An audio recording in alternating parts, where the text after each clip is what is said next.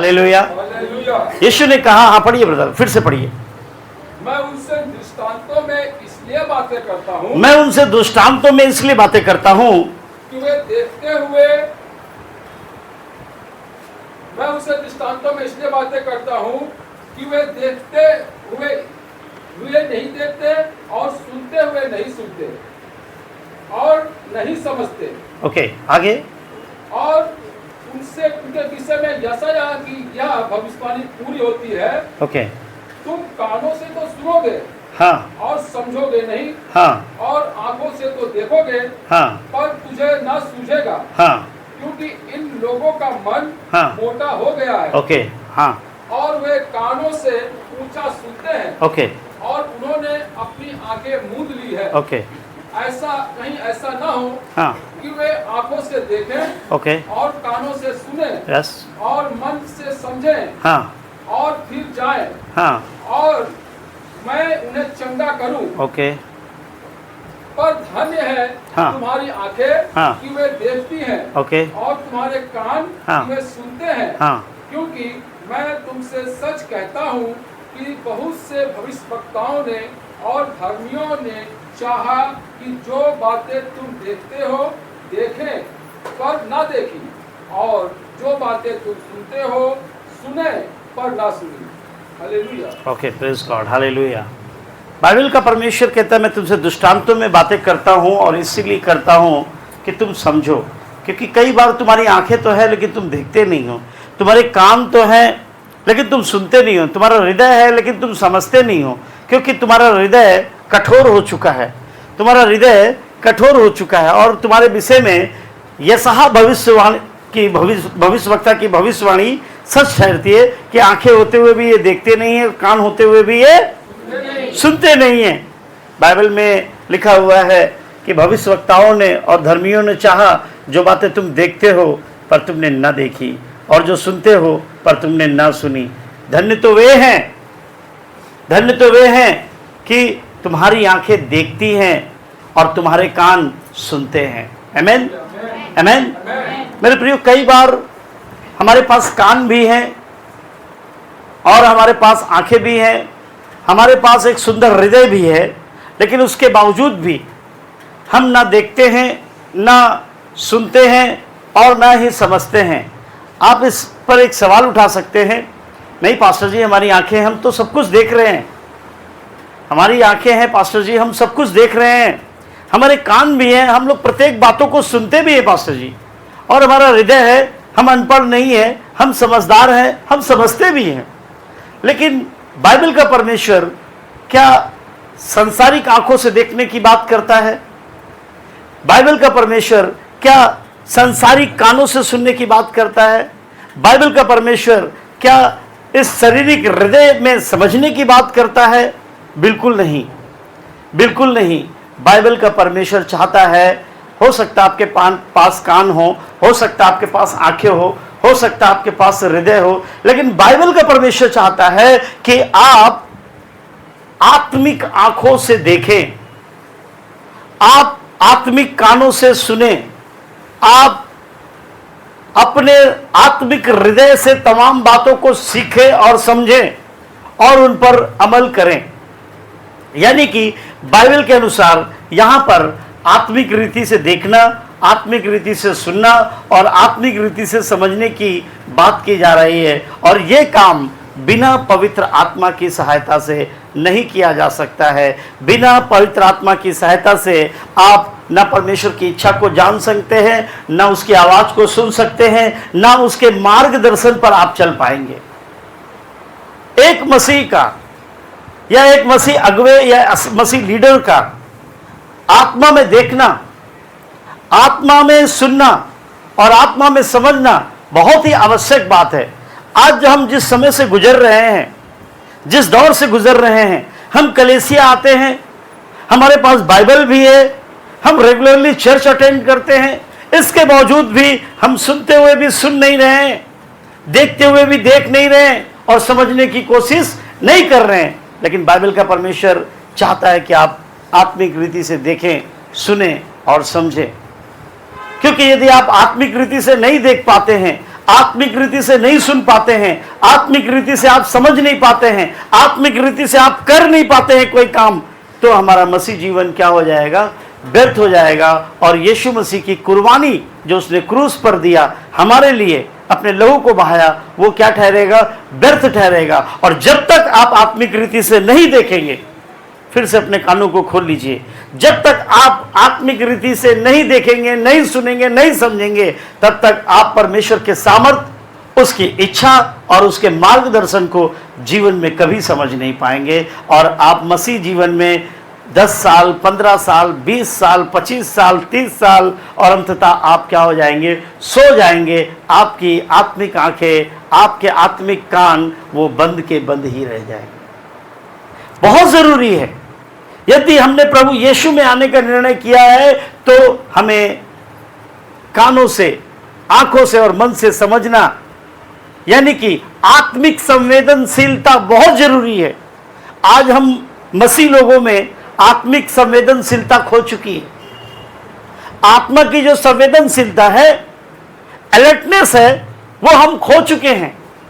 हम बस नाम के लिए कलीसिया में आ रहे हैं, प्रार्थना कर रहे हैं, अपना दान डाल रहे हैं, अपना दसवांश डाल रहे हैं और फिर चले जा रहे हैं। और फिर एक इल्जाम सामने से निकल कर आता है कि हम तो इतने सालों से प्रभु में आते हैं, हमारा कोई भला नहीं हो रहा है, हमारे जीवन में कोई आशीष नहीं हो रही है। यीशु भी वैसा ही है जैसा संसार के और ईश्वर हैं।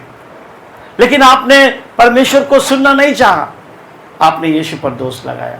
आपने परमेश्वर को देखना नहीं चाहा, लेकिन आपने प्रभु यीशु पर दोष लगाया। आपने प्रभु यीशु को समझना नहीं चाहा, लेकिन आपने यीशु पर दोष लगाया। दोष क्या यीशु मसीह का है? नहीं, यीशु मसीह सच्चा और पवित्र है। बाइबल कहती है पहाड़ टल जाए, चाहे पहाड़ियां टल जाए, लेकिन यीशु मसीह का वायदा कभी भी नहीं टलेगा। लेकिन इतना सब कुछ होने के बावजूद भी हमारे जीवन में कुछ नहीं दिख रहा है। हम वो नहीं सुन पा रहे हैं जो प्रभु हमसे कह रहा है, वो नहीं देख पा रहे जो प्रभु हमें दिखाना चाह रहा है। आज मैं आप लोगों से एक सवाल करता हूं, क्या आप आत्मा में देखना चाहते हैं? हालेलुया। क्या आप आत्मा में सुनना चाहते हैं? हालेलुया। क्या आप आत्मा में बोलना और आत्मा में कामों को करना चाहते हैं? आमीन। क्या आप अपनी आत्मा में एक्टिवेट है? क्या आप अपनी आत्मा में एक्टिवेट हैं? क्योंकि जब तक आप आत्मा में एक्टिवेट नहीं होंगे, तब तक ना तो आप देख पाएंगे आत्मा में, ना तो आप सुन पाएंगे और ना ही बोल पाएंगे, ना ही किसी काम को अंजाम दे पाएंगे। अगर आप आत्मा में देखना, सुनना, बोलना और करना चाहते हैं तो आपको आत्मा में एक्टिवेट होना पड़ेगा। सपोज कीजिए आपने बैंक में एक नया अकाउंट खोला। Hallelujah, hallelujah. आपने बैंक में एक नया अकाउंट खोला और आपने फॉर्म में लिख दिया कि मुझे एक डेबिट कार्ड चाहिए, यानी कि एटीएम कार्ड भी चाहिए। और कुछ दिनों के बाद आपके घर में एटीएम कार्ड आ जाता है, और जैसे ही आपके पास एटीएम कार्ड आता है, आप इन्वेलप को फाड़ते हैं और ले जाकर उसे मशीन के अंदर डाल देते हैं और लेन देन करना चालू कर देते हैं। क्या ऐसा है? क्या ऐसा है? बिल्कुल ऐसा नहीं है। आप क्या करते हैं, जो आपके पास एटीएम कार्ड आया है उसको पहले आप क्या करते हैं, एक्टिवेट करते हैं।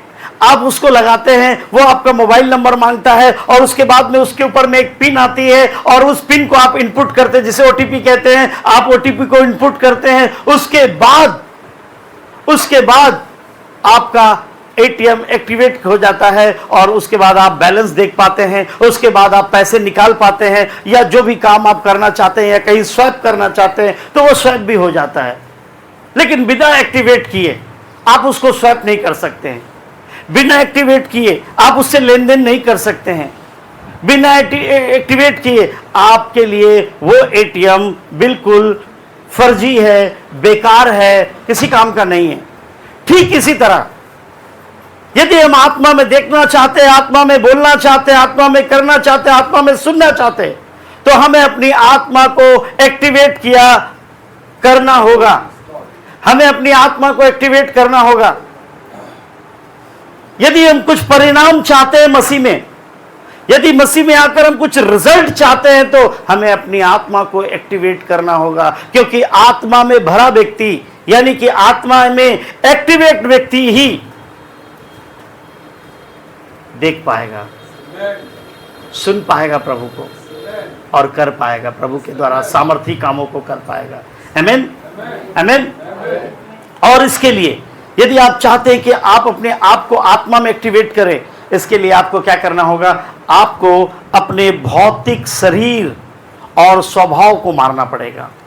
आपको अपने भौतिक शरीर और स्वभाव को मारना होगा। जब आप भौतिक शरीर में मरते हैं, जब आप भौतिक स्वभाव में यानी कि संसारिक शरीर में और संसारिक स्वभाव में मरते हैं, तब आप आत्मा में क्या होते हैं? पुनरुत्थान आपका होता है। आत्मा में आप जन्म लेते हैं। जब तक आप अपने शरीर के कामों को, स्वभाव को और शरीर की अभिलाषाओं को नहीं मारेंगे, तब तक आप आत्मा में जन्म नहीं लेंगे। तब तक आप आत्मा में जन्म नहीं लेंगे। आप जब बपतिस्मा लेते हैं, आपको पानी में डुबाया जाता है। वो एक उदाहरण है कि आप अपने पुराने संसारिक शरीर और संसारिक स्वभाव को क्या कर रहे हैं? नाश कर रहे हैं। और जब आप उठते हैं, वो इसका प्रतीक है कि आप आत्मा में नए होकर उठ रहे हैं। आप आत्मा में नए होकर उठ रहे हैं। तो जब तक आप आत्मा में नहीं एक्टिवेट होंगे, आत्मा में जागृत नहीं होंगे, आप प्रभु को कभी सुन नहीं पाएंगे। आज बहुत सारे लोग ऐसे हैं जो कहते हैं, मैंने प्रभु की आवाज कभी नहीं सुनी, मैंने यीशु को कभी नहीं देखा, मुझे एहसास ही नहीं होता पवित्र आत्मा क्या है, पवित्र आत्मा कभी मेरे से बात ही नहीं करता है, मैं पवित्र आत्मा की हुजूरी को कभी महसूस नहीं करता अपने आसपास। आप समझ रहे क्यों? क्योंकि आप आत्मा में एक्टिवेट नहीं है। आप आत्मा में एक्टिवेट नहीं है। जब आप आत्मा में एक्टिवेट हो जाएंगे, आप ऐसे ऐसे कामों को अंजाम देने लगेंगे कि वो दुनिया के लिए मिरेकल होगा। मैं आपको बताना चाहता हूं, एक व्यक्ति है बाइबल में, मूसा। उसने बड़े बड़े काम किए। उसके जरिए परमेश्वर ने मन्ना गिराया, उसके जरिए परमेश्वर ने खारे पानी को मीठा किया, उसके जरिए परमेश्वर ने समंदर को दो भाग कर दिया, उसके जरिए परमेश्वर ने आग और बादल का खंभा बनकर इजरायलियों की हिफाजत की। और मुझे ऐसा प्रतीत होता है कि जितने बड़े बड़े आश्चर्य काम मूसा के समय में हुए हैं, शायद और किसी नबी के समय में नहीं हुए हैं। और ये कैसे हुआ? ये कैसे हो पाया? मूसा ने अपने आप को एक्टिवेट किया। परमेश्वर ने उसे सीने पर्वत पर बुलाया, परमेश्वर की आग के सामने वो झुलस गया और बेहोश हो गया। परमेश्वर की आग के सामने वो झुलस गया और बेहोश हो गया। बाइबल कहती है वो 40 दिन और 40 रात वहां बेहोशी के आलम में रहा। उसका संसारिक शरीर, संसारिक स्वभाव मर गया। और 41वें दिन जब वो उठा तो वो आत्मा में उठा। 41वें दिन जब वो उठा, आत्मा में उठा, और वो मूसा पहले वाला मूसा नहीं रहा, पर एक नया मूसा, एक आत्मिक मूसा खड़ा हो गया। हालेलुया। जब तक हम अपने शरीर को मानेंगे नहीं, जब तक हम अपने शरीर को खत्म नहीं करेंगे, आप प्रभु में ना देख पाएंगे, ना सुन पाएंगे, ना ही कुछ कर पाएंगे। बाइबल में मैं आपको कुछ उदाहरण बताना चाहता हूं। पहला सामुएल को जब आप पढ़ते हैं, उसके 3 अध्याय में, आप नोट कर लीजिए, 3 अध्याय में 1 से लेकर 10 तक आप पढ़िएगा घर में जाकर। सामुएल एक ऐसा भविष्यवक्ता बना। यहां पे सामुएल के बारे में लिखा हुआ है। पहला सामुएल 3 अध्याय, पहला सामुएल 3 अध्याय 1 से लेकर 10 तक। यहां पर ऐसे सामुएल के बारे में लिखा है जो पहले तो एक साधारण व्यक्ति था। ध्यान से सुनिए, पहले तो एक साधारण व्यक्ति था, लेकिन बाद में वो साधारण सामुएल नहीं रहा, पर ऐसा सामुएल बन गया कि वो जिसके ऊपर हाथ रखता था उसका जीवन परिवर्तित हो जाता था। आप समझ रहे हैं? लेकिन कैसे बना ऐसा? ये सामुएल कैसे बना? इसने परमेश्वर के संदूक के पास, परमेश्वर के उस दीपक के पास अपने जीवन को व्यतीत किया। संसारिक जीवन को उसने नहीं जिया, संसारिक स्वभाव में नहीं जिया। उसने अपने शरीर को मारा, तब वो परमेश्वर के बातों को सुनने लगा। परमेश्वर ने उसे आवाज दिया, परमेश्वर ने उसे आवाज दिया और उसने कहा, हां प्रभु बोल, मैं सुन रहा हूं। इसके लिए उसने पहले क्या किया? परमेश्वर के संदूक के सम्मुख परमेश्वर के दीपक के सम्मुख अपने जीवन को रखा, अपने शारीरिक स्वभाव और शारीरिक कामों को उसने मारा, अपने अधिकतर समय को उसने परमेश्वर में दिया, अपने आप को परिवर्तित किया, और यह परिवर्तन उसके आत्मिकता में जी उठने का नया कारण बना। खुदा की आवाज सुनने लगा, खुदा की आवाज सुनने लगा। खुदा ने बोला, सामुएल, ए सामुएल, ए सामुएल। एली बोला, ये सामुएल बोला, हाँ प्रभु बोल, मैं सुन रहा हूं। हाँ प्रभु बोल, सुन रहा हूं। ऐसे ही बाइबल में दूसरा राजा की किताब जब आप पढ़ते हैं, दूसरा राजा की किताब 6 अध्याय पढ़ते हैं, दूसरा राजा की किताब 6 अध्याय पढ़ते हैं, 15 से लेकर 17 तक लिख लीजिए। वहां पर एलीसा का जिक्र मिलता है। एलीसा ने क्या किया? अधिकतर समय अपने गुरु के साथ व्यतीत किया। अधिकतर समय एलीसा ने कहां व्यतीत किया? अपने गुरु के साथ व्यतीत किया। आजकल के चेले गुरु से भागते हैं, आजकल के चेले गुरु से भागते हैं। गुरु की सेवा नहीं करनी पड़े, गुरु का बैग नहीं उठाना पड़े, गुरु की बातें नहीं सुननी पड़े, गुरु की बातें हम सह नहीं सकते, मेरा घर चलाता है क्या? गुरु की बातें सुन नहीं सकते, मेरा घर चलाता है क्या? पास्टर होगा, अपने घर का होगा। मैं किसी भाई से कल कह रहा था, आधीनता इंसान को महान बनाती है। आप समझ पा रहे हैं? आप समझ पा रहे हैं? Hallelujah, hallelujah. सो रहे लोग जोर से बोलेंगे हालेलुया। कोई नहीं सो रहा है?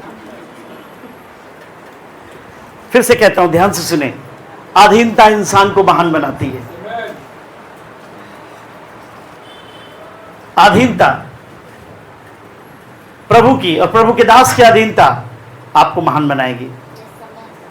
ऐसे ही जब एलीसा, जो कि हम दूसरा राजा, मैंने बताया कि 6 अध्याय में आप देख पाएंगे, 15 से लेकर 17 तक पढ़ेंगे, वो प्रभु के दास की अधीनता में रहा। उसने अधिकतर समय आत्मिक जीवन में जिया,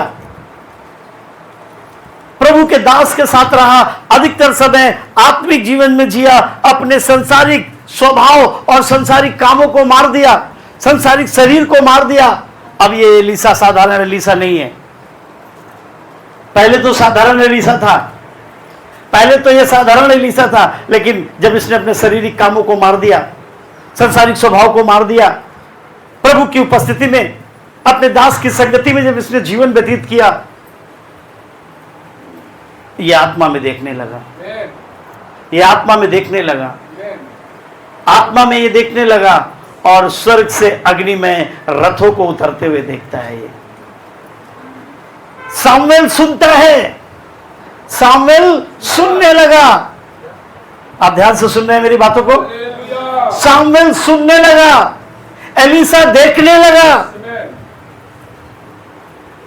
और एक व्यक्ति है, बाइबल में लिखा हुआ है, John the Baptist, John the Baptist नहीं, जॉन, ओनली जॉन, जो यीशु मसीह का चेला था। रेवलेशन की किताब में लिखा है, जब आप पढ़ते हैं 1 अध्याय 10 और 12, प्रकाशित वाक्य 1 अध्याय 10 और 12 जब आप पढ़ते हैं, वहां पे लिखा है कि परमेश्वर ने जॉन में ऐसी आत्मा डाल दी कि वो आत्मा में सुनने लगा और अद्भुत दर्शनों को देखने लगा। Hallelujah, hallelujah. जॉन, यूहन्ना, जब उसने आत्मा में जीवन बिताया, आपको पता है यीशु मसीह के जाने के बाद जॉन कहां था?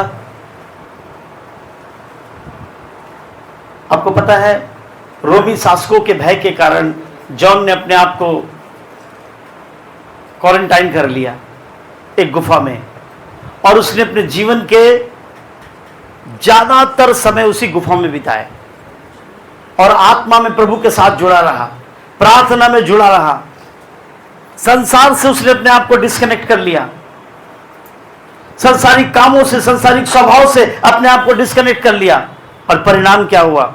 उसकी आत्मिक आंखें खुल गई, उसकी आत्मिक आंखें खुल गई, उसके आत्मिक कान खुल गए, और वो प्रभु को सुनने लगा और प्रभु के दर्शनों को देखने लगा। और उसने ऐसी महान भविष्यवाणी की रचना की जो हम प्रकाशित वाक्य में पढ़ सकते हैं। ऐसी महान भविष्यवाणी जिसको आज तक बड़े बड़े पास्टर, बड़े बड़े रेवरेंड, बिशप, बड़े बड़े स्कॉलर आज तक ठीक से सुलझा नहीं पा रहे। ऐसे दृश्यों को यूहन्ना ने देखा, यूहन्ना ने सुना। आपको पता है एक और व्यक्ति है जिसको हम साउल बोलते हैं और बाद में वो पौलुस बन गया। जिसको हम साउल बोलते हैं बाद में वो पौलुस बन गया।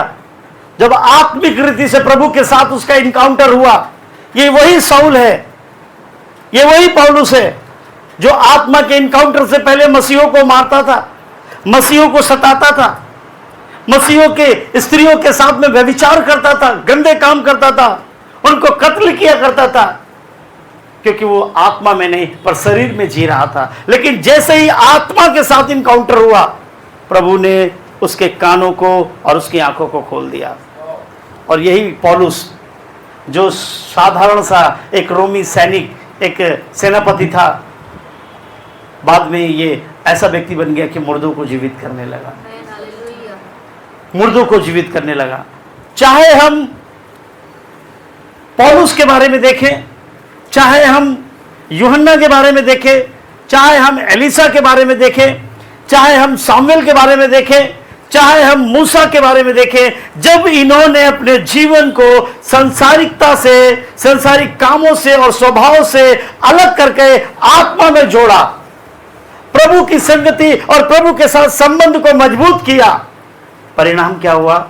इनकी आत्मिक आंखें खुल गई, इनके आत्मिक कान खुल गए, इनकी आत्मिक जुबान खुल गई, इनके हृदय क्लियर हो गए और ये देखने लगे, सुनने लगे, बोलने लगे और समझने लगे और वो करने लगे जो एक साधारण व्यक्ति नहीं कर सकता है। मैं आपको क्यों बता रहा हूं ये बातें? मैं आपको इसलिए बता रहा हूं कि आपका मसीह में आना व्यर्थ नहीं होने पाए।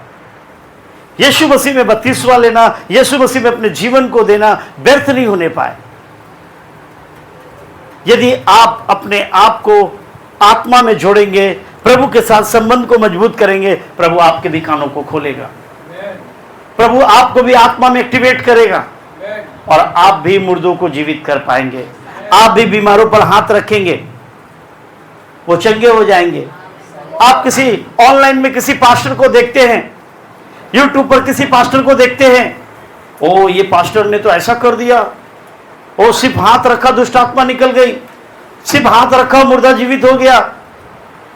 ऐसे बहुत सारे प्रभु के दासों को देखते हैं। आपके अंदर मनसा आती है, व्हाई नॉट आई एम, मैं क्यों नहीं, मैं भी ऐसा करना चाहता हूं, मैं भी ऐसा करना चाहता हूं, मैं भी मुर्दों को जिंदा करना चाहता हूं, मैं भी मिरेकल करना चाहता हूं, मैं भी बीमारों को चंगा करना चाहता हूं, मैं भी दुष्ट आत्माओं को निकालना चाहता हूं।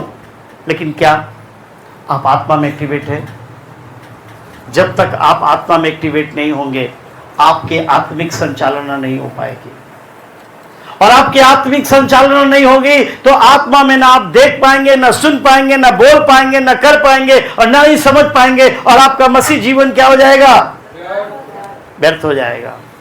अभी भी बहुत सारे लोग मसीह में अच्छा ज्ञान रखते हैं, बाइबल का, बाइबल में बहुत अच्छा ज्ञान है, लेकिन संचालना नहीं है, समझ नहीं है, आत्मा की संचालना नहीं है, आत्मा की समझ उनको नहीं है, उल्टा सीधा काम कर रहे हैं। मैं आपको रिक्वेस्ट करना चाहूँगा, अपनी आत्मा को एक्टिवेट करें। मैं आपको रिक्वेस्ट करना चाहूँगा कि आप अपनी आत्मा को एक्टिवेट करें, आप अपनी आत्मा को एक्टिवेट करें, आत्मा में देखना शुरू करें, आत्मा में समझना शुरू करें, आत्मा में बोलना शुरू करें। आज कितने व्यक्ति ऐसे हैं जो प्रार्थना करते हैं तो अन्य भाषा का इस्तेमाल ही नहीं करते, उनको लगता है कि अन्य भाषा बेवाक चीज़ है। नहीं, आत्मा में आपको उन्नति देने की वो चीज़ है। आप अपनी आत्मा को एक्टिवेट करेंगे, आत्मा में तमाम वो काम कर पाएंगे जो यीशु ने कहा किया है। यीशु ने बोला कि तुम मेरे से भी बड़े बड़े काम करोगे। यीशु ने बोला तुम मेरे से भी बड़े बड़े काम करोगे। ओ प्रभु, मैं तेरे से बड़े काम करूंगा। ओ बहुत अच्छा प्रभु, धन्यवाद धन्यवाद। नहीं हो रहा है प्रभु, आत्मा में तुम एक्टिवेट नहीं हो। आत्मा में अपने आप को एक्टिवेट करो। प्रतिदिन यीशु ने बड़े बड़े मिरेकल किए, मुर्दों को जिलाया, लंगड़ों को चलाया, कुबड़ी स्त्री को 2 सेकंड में खड़ा कर दिया यीशु ने। लूका की किताब 13 अध्याय में आप इसका विवरण पढ़ सकते हैं।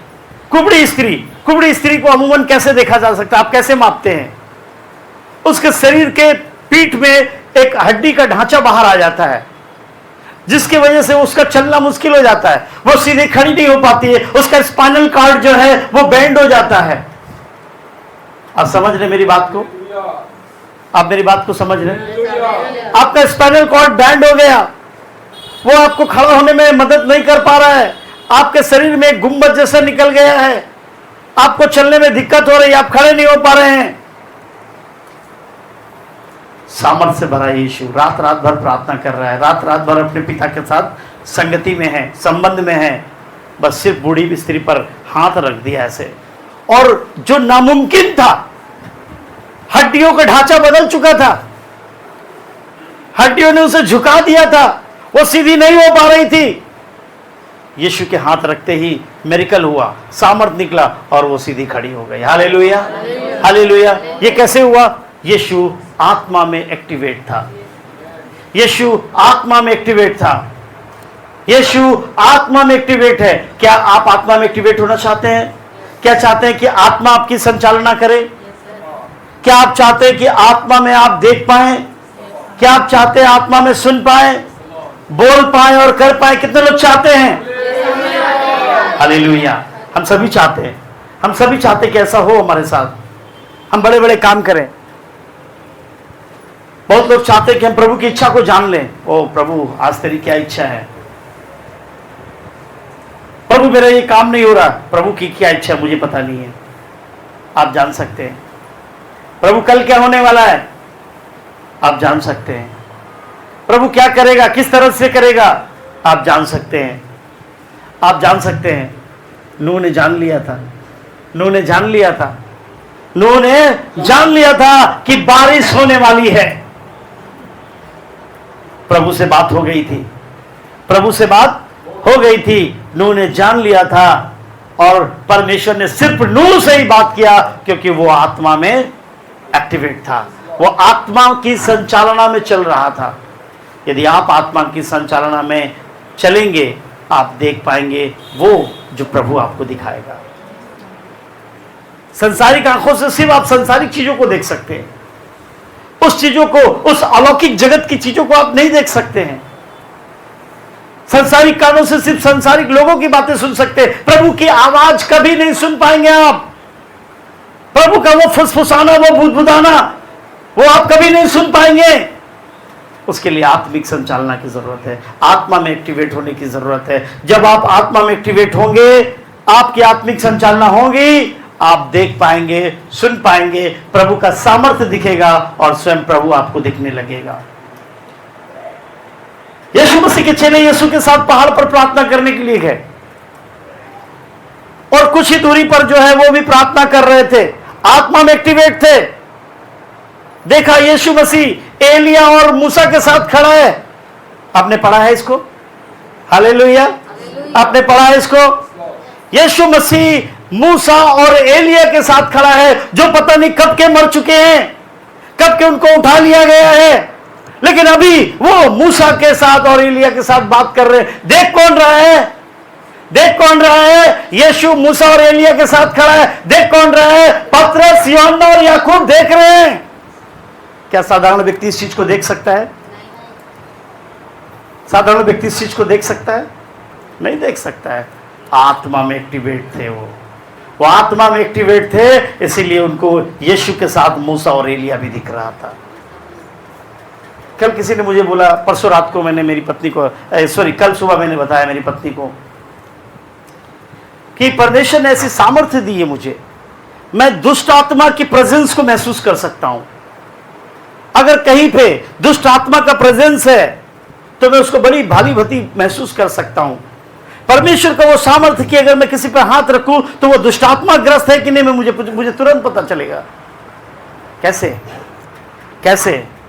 क्या मैं मां के पेट से लेकर आया इसे, या मैं कमरू कामाख्या में जाकर सिद्धि प्राप्त करके आया हूं? क्रमरू कामाख्या में जाकर सिद्धि प्राप्त करके आया हूं, नहीं, मैंने आत्मा में अपने आप को एक्टिवेट किया, और जब आत्मा में एक्टिवेट होते हैं प्रभु बताता है यहां पर ये है, वहां पर वो है, फला है, ढिमका है। आपको आत्मा में एक्टिवेट होना होगा। यदि आप आत्मिक जीवन का लुत्फ उठाना चाहते हैं, यदि आप आत्मा के तमाम लाभ को उठाना चाहते हैं, आत्मा के तमाम बेनिफिट का एंजॉय करना चाहते हैं, आपको एक्टिवेट होना होगा, आत्मा में एक्टिवेट होना होगा। आप वो काम करेंगे जो आपकी समझ से परे हो जाएंगे। ऐसे काम आप कर पाएंगे, देख पाएंगे, सुन पाएंगे और समझ भी पाएंगे। मैंने आपको अपनी गवाही कई बार बताई है, कई बार मैंने अपनी आपको गवाही बताई है। रात में 12:30 बजे, 1 बजे मैं मेरी पत्नी के साथ हम लोग बिस्तर पर लेटे हुए हैं। मैंने अभी थोड़ी देर पहले बताया कि मेरी पत्नी रात भर किसी से न किसी से बात करती रहेगी, 2 बजे तक, 1 बजे तक। कई बार मेरे लिए ये थोड़ा टेंशन का विषय हो जाता है। मैं चाहता हूँ मेरी पत्नी कभी कभी मेरे से भी बात कर लिया करे, है ना। करती है, ऐसा नहीं है, मेरे से भी करती है, तभी तो मैं अभी तक इतना खूबसूरत और हैंडसम दिख रहा हूँ, है ना। आपकी करती है कि नहीं? सभी लोगों की पत्नी करती है। वेरी गुड, करना चाहिए। तो मेरी पत्नी किसी से बात कर रही है और उस बहन को कुछ संदेह हुआ, और अचानक उस बहन ने क्या किया, बोला मुझे आपके हस्बैंड से बात करना है। और उन्होंने मेरे से बात किया, बोला कि मुझे एक वचन के विषय में आपसे सीखना है। मैं उस वचन को पढ़ती हूं लेकिन मुझे समझ में नहीं आ रहा है। मैंने कहा कौन सा वचन है? बोला फला फला, मत्ती की किताब से फला वचन, अध्याय 7 और उसका शायद 6वां वचन था। अध्याय 7 और उसका 6वां वचन। मैं उस समय नया था बिल्कुल, पास्टर इजराइल को मैं असिस्ट कर रहा था उस समय, मैं बिल्कुल नया था। और उस बहन ने मुझसे पूछा इस वचन का क्या मतलब है? मैंने तुरंत अपनी आंखों को झपकाया, मैंने कहा प्रभु मेरी अगुवाई करें। मैंने अपनी आंखों को बंद किया, मैंने कहा प्रभु मेरी अगुवाई करे, क्योंकि मैं अज्ञान हूं, मुझे इसके बारे में पता नहीं है, मैंने इसको कभी सीखा नहीं है, कभी मैंने इसके बारे में प्रचार नहीं सुना, कभी मेरे दास ने मुझे सिखाया नहीं। प्रभु लेट मी टीच, प्रभु मुझे सिखा दीजिए। आपको पता है, जैसे ही मैंने ये बात बोला, आत्मा में संचालना मिली, और आत्मा ने तुरंत मुझे कानों में बताया, देख ऐसे तुझे बोलना है, ऐसे तुझे बोलना है। जिस वचन को मैंने कभी पढ़ा नहीं, कभी सुना नहीं, किसी प्रचारक से उसके बारे में अध्ययन नहीं किया, प्रभु ने बताया ऐसे बोलना है तेरे को। और मैं बोलता चला गया, मैं बोलता चला गया, मैं बोलता चला गया, और बोलने के बाद डाउट में हूं। मैंने कहा मैंने सही बोला है कि नहीं? मैंने बोला मैंने सही बोला है कि नहीं, कहीं गलत तो नहीं बोला? मैंने कहा मैंने सही बोला है कि नहीं, मैंने गलत तो नहीं बोला? वो चिंता मेरे अंदर पिन कर गई, वो टेंशन मेरे अंदर पिन कर गई। और मैंने दूसरे दिन अपने प्रभु के दास को कॉल लगाया, मैंने पास्टर मुझे इस वचन के बारे में सीखना है। बोला क्यों? बोला क्यों सीखना है? मैंने किसी को बताया इसके बारे में। क्या बताया आपने? मैंने कहा पास्टर मैंने ये और ऐसे ऐसे ऐसे ऐसे बताया उनको। बोला आपने बहुत बेहतर बताया है। प्रभु के दास ने बोला आपने बहुत बेहतर बताया है, मुझे नहीं लगता इससे ज्यादा सुंदर व्याख्या कोई हो सकती है। मैं कंफ्यूज, अभी भी कंफ्यूज हूं। प्रभु के दास ने कंफर्म कर दिया लेकिन मैं कंफ्यूज हूं। मैंने दूसरे प्रभु के दास को कॉल लगाया, पास्टर दीपक को। मैंने कहा प्रभु के दास मैंने ये ऐसे ऐसे किसी को बताया है इस वचन के विषय में। क्या बताया? मैंने कहा ऐसा बताया, ऐसा बताया, ये बताया, वो बताया। बोला आई थिंक तुमने सबसे बेस्ट बताया है, आई थिंक मैं भी इतना बेटर एक्सप्लेन नहीं कर पाता। और ये कैसे जिस वचन को आपने पढ़ा नहीं, जिस वचन को आपने कभी सुना नहीं, कभी देखा नहीं, और आप उसको बताने लगते हैं, उसकी व्याख्या करने लगते हैं। ये सिर्फ और सिर्फ पवित्र आत्मा की संचालना है, और कोई इतनी तेज संचालना नहीं कर सकता है। पवित्र आत्मा ही इसकी संचालना कर सकता है। आज भी जब मैं किसी वचन को लेकर कंफ्यूज होता हूं, इंस्टेंट कोई मेरे से पूछता है पास्टर जी इसका मतलब क्या है, मैं तुरंत आंखें बंद करता हूं। प्रभु अपने आप को क्या करता है, मेरे अंदर एक्टिवेट करता है, उस चाबी को घुमाता है और मेरे से बात करने लगता है, मुझे बताने लगता है। आत्मिक संचालना जब तक नहीं होगी आप कुछ भी नहीं है मसीह में। आप ना सुन पाएंगे। लोगों की आवाज सुनेगी, सांसारिक लोगों की आवाज सुनाई देगी, प्रभु को कभी नहीं सुन पाएंगे। सांसारिक लोगों को देख पाएंगे, प्रभु को देख नहीं पाएंगे, उसके अद्भुत सामर्थ्य को कभी नहीं देख पाएंगे, समझ नहीं पाएंगे, और कोई भी ऐसा काम आप कभी नहीं कर पाएंगे जब तक आप आत्मा में अपने आप को संचालित नहीं करते हैं, जब तक आप अपने आप को आत्मा में एक्टिवेट नहीं करते हैं। आपको अपने आप को आत्मा में संचालित करना होगा, आपको अपने आप को आत्मा में एक्टिवेट करना होगा, ताकि वो तमाम काम देखना, सुनना, करना और समझना आत्मा में आप कर सकें। आमीन। अब सवाल यह है कि कैसे करेंगे, कैसे करेंगे, कैसे करना है, कैसे करना है? सबसे पहले तो अपने आप को साफ करना है। नए कपड़े पहनने के लिए क्या करते हैं? नहाते हैं। आप गंदे शरीर में नए कपड़े पहनते हैं, कुछ लोग होंगे शायद ऐसा करते होंगे, बिना नहाए, बिना हाथ मुंह धोए नए कपड़े पहन लिया। ऐसा होता है, कभी कभी होता है, कहीं जल्दीबाजी में है। महेंद्र भाई ऐसे तो नहीं करते? ऐसा नहीं करते, वेरी गुड। कभी कभी जल्दीबाजी में हम ऐसा कर देते हैं, कहीं जाना है, तुरंत हाथ मुंह भी नहीं धोए, बस पुराने कपड़े उतारे और नए कपड़े पहन लिए और ऊपर से बॉडी स्प्रे डाल लिया। लेकिन यहां ऐसा नहीं चलेगा।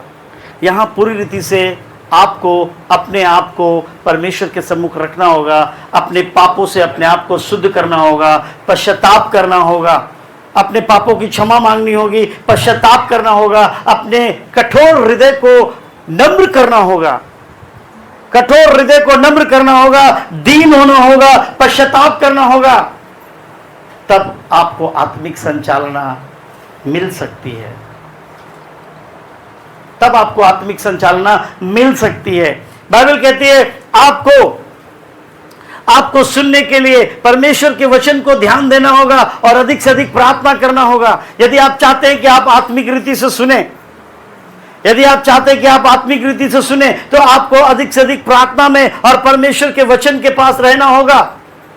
सामुएल की तरह वो परमेश्वर के संदूक के पास रहता था, मंदिर के दीपक के पास रहता था, और जब वो उस दीपक के, उस संदूक के पास रहता था, परमेश्वर ने उसकी सुनने की क्षमता को बढ़ा दिया।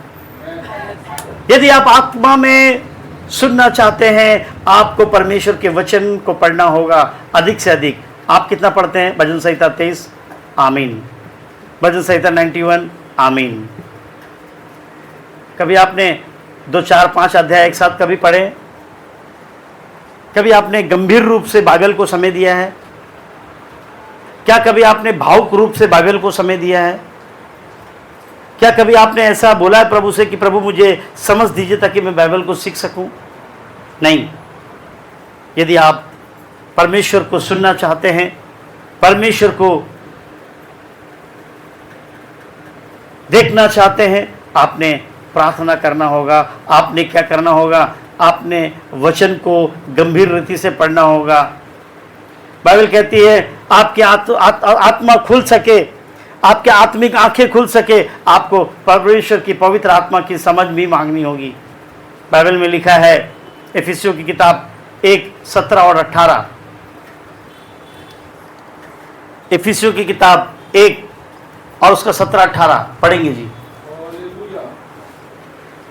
कि हमारे प्रभु हाँ, यीशु मसीह का परमेश्वर, हाँ, जो महिमा का पिता है, हाँ, तुम्हें अपनी पहचान में ज्ञान और प्रकाश की आत्मा दे, हाँ, और तुम्हारे मन की आंखें हाँ, ज्योतिर्मय हो, हाँ, कि तुम जान लो हाँ, कि उसकी बुलाहट की आशा क्या है, हाँ, और पवित्र लोगों में हाँ, उसकी मिरास की महिमा का धन कैसा है। Okay, praise God. हालेलुया। सो यदि आप चाहते हैं कि आप आत्मा में एक्टिवेट हों, यदि आप चाहते हैं कि परमेश्वर का आत्मा आपकी संचालना करे, आप देख पाए, सुन पाए, समझ पाए और कर पाए, तो आपको क्या करना होगा?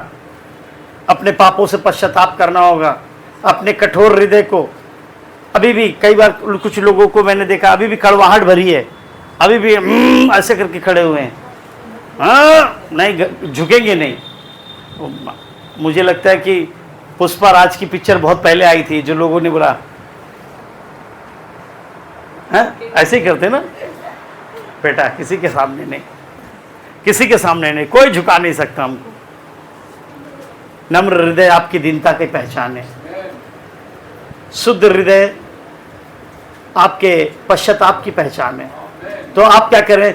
पश्चाताप करें, अपने पापों को परमेश्वर के सामने मांगें, अपने आप को शुद्ध करें, अपने हृदय को दीन करें, प्रार्थना करें और अधिक से अधिक क्या करें? वचनों को पढ़े, ताकि आपकी आत्मिक आंखें, आपके आत्मिक कान खुल जाएं।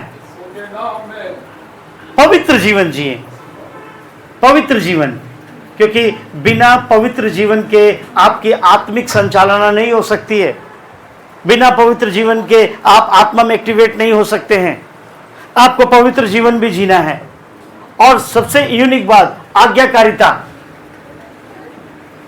पवित्र आत्मा वही है, उसकी संचालना वही है जहां परमेश्वर का भय और परमेश्वर की आज्ञाकारिता है। बैठ जाओ बेटा, बैठ जाओ। पवित्र आत्मा की संचालना और एक्टिवेशन वहीं पर है जहां पर परमेश्वर का भय और परमेश्वर की आज्ञाकारिता है। आज भी बहुत सारे लोग आज्ञाकारी नहीं हैं। आज भी बहुत सारे लोग आज्ञाकारी नहीं हैं। यदि आप एक्टिवेट होना चाहते हैं आत्मा में, प्रभु के वचन के प्रति आज्ञाकारी और प्रभु के प्रति भय योग्य बनिए। पिछले दिन किसी ने मुझसे कहा कि कोई भी यहाँ फुल पीठ पे आता है और कुछ भी बोलकर निकल जाता है ना। पिछले दिन एक भाई ने मुझे नसीहत दी कि कोई भी यहाँ फुल पीठ पर आता है और कुछ भी बोलकर चला जाता है। It's not a place of joking. तो बात मुझे बहुत, मैंने उससे बहुत सीखा। सच में ये जो स्थान है ना, आपको देखने में लगता होगा कि एक पर्दे के सामने एक छोटा सा स्थान है, नहीं, ये बड़ा भय योग्य स्थान है। आप जब भी आते हैं, यहाँ खड़े होते हैं, गाना गाते हैं, बजाते हैं, कुछ बोलते हैं, टेस्ट मनी देते हैं, आपको बड़े भय के साथ यहाँ खड़ी होनी है। बेबाकपन यहाँ से नहीं करना है। जितना बोला जाए उतना ही यहाँ से करना है। जितना बोला जाए उतना ही यहाँ से करना है। अगर भय नहीं है परमेश्वर का, आप प्रभु में कभी इंप्रूव नहीं करेंगे। आप आत्मिक संचालना का हिस्सा कभी नहीं हो पाएंगे। आत्मा में कभी एक्टिवेट नहीं हो पाएंगे। ज्ञान रख सकते हैं, लेकिन आत्मा में नहीं देख पाएंगे, नहीं सुन पाएंगे, नहीं चल पाएंगे। सो प्लीज, मैं एक और बात बताना चाहूंगा कि जब भी आप यहाँ आते हैं, जब भी आप कलीसिया में आते हैं, अपने आप को थोड़ा सा नियंत्रित करें, कंट्रोल करें। ये जगह भय योग्य जगह है। ये कोई मजाक का स्थान नहीं है। आपको पता है, मैंने पिछले दिन बताया था ना कि परम पवित्र स्थान में जब महायाजक जाते थे तो कमर में रस्सी बांध कर जाते थे। कितना भयंकर भय था, कितना भयंकर भय था, क्योंकि परमेश्वर का क्रोध उन्हें जलाकर खाक कर देता था। अगर वो किसी गलत मनसा से, गलत रीति से अपवित्र अशुद्ध होकर जाते थे तो आपने पढ़ा है कि जब वाचा का संदूक दाऊदपुर में ले जाना जा रहा था, उन दो व्यक्तियों का मुझे नाम याद नहीं आ रहा है, उन लोगों ने जाकर बैलगाड़ी को थामने की कोशिश की जिसमें वाचा का संदूक रखा हुआ था, और वो दोनों क्या हुए? वहीं पर खाक हो गए। आप समझ रहे परमेश्वर और परमेश्वर का स्थान कितना भय योग्य है। हम कुछ भी आके जैसे तैसे जो मर्जी, मन की भड़ास वगैरह है ना, तेना गुस्सा, क्रोध, हर चीज को यहां से हम प्लेस करते हैं। अपनी हंसी को, अपने मजाक को, सांसारिक बातों को, हर एक चीज को यहां से प्लेस करते हैं। ये स्थान भय योग्य है। फिर से बताऊं, आप अपने कानों को खोलें, यह स्थान भय योग्य है। ये मजाक का स्थान नहीं है। ये चुटकुले मारने का स्थान नहीं है। ये भय योग्य स्थान है। परमेश्वर के भय में रहना सीखें। हमें क्या करना है? आत्मिक संचालना के लिए परमेश्वर का भय और आज्ञाकारिता बहुत इंपॉर्टेंट है। खास करके झूठ के लिए भी भय होना चाहिए आपके अंदर। छोटी छोटी बातों में झूठ, छोटी छोटी बातों में झूठ। याद रखें, पास्टर जाने या ना जाने, प्रभु जानता है, और इसका दंड भी आपको मिलेगा। कोई भी व्यक्ति जो परमेश्वर के विरोध में झूठ बोलता है, चाहे वो पास्टर ही क्यों ना हो, बच नहीं पाएगा। न्याय बराबर है। यदि आप आत्मा में एक्टिवेट होना चाहते हैं, अपने पापों को, अपने गुनाहों को माने, अपने आप को शुद्ध करें, परमेश्वर से प्रार्थना करें, उसके वचनों को अधिक से अधिक पढ़ें, परमेश्वर से पवित्र आत्मा का मार्गदर्शन के लिए प्रार्थना करें, आज्ञाकारिता और परमेश्वर के भय में चलें और परमेश्वर की आवाज को परखने की कोशिश करें। क्योंकि जितना आप भीड़ में रहेंगे ना, परमेश्वर को सुन नहीं पाएंगे। परमेश्वर की आवाज को परखने की कोशिश करें। जितना सांसारिकता में रहेंगे उसकी आवाज आपको सुनाई नहीं देगी, उसकी आवाज एकांत में सुनाई देती है। उसकी आवाज हृदय के खालीपन में सुनाई देती है। उसकी आवाज जब सुनाई देगी जब आप आत्मा में एक्टिवेट होंगे। उसी जगह में एली भी है और उसी जगह में सामुएल भी है। उसी जगह में एली भी है, उसी जगह में सामुएल भी है। आवाज को कौन सुन रहा है? सामुएल सुन रहा है। सामुएल सुन रहा है। आप अपने आप को परमेश्वर की आवाज परखने वाला बनाइए, उसकी आवाज को सुनने वाला बनाइए, ताकि आप आत्मा में एक्टिवेट हो सके। और जब आप आत्मा में एक्टिवेट होंगे, मैं आपसे कहता हूं, आप बड़े बड़े काम करेंगे, ऐसे काम जो आपकी समझ से बाहर हैं। कल क्या होना है प्रभु आज आपको बताएगा। मुझे लगता है कि अगर वेनेजुएला में जो घटना हुई है, जिसमें 1 लाख लोग मारे गए हैं, अगर वहां कोई आत्मा में एक्टिवेट पर्सन होता तो परमेश्वर की बातें उसे मिल जाती और शायद कुछ लोग बच जाते। सो प्लीज अपने आप को आत्मिक संचालना का हिस्सा बनाइए। अपने आप को ऐसा पर्सन बनाइए जो आत्मा में देखे, आत्मा में सुने, आत्मा में समझे और आत्मा में बोले। आमीन। तब आप परमेश्वर के तमाम आत्मिक आनंद का हिस्सा हो पाएंगे। परमेश्वर आपको बरकत दे। आइए हम इस समय प्रार्थना करें। थोड़ी देर हम प्रार्थना करें कि परमेश्वर मेरे हृदय को, मेरे कानों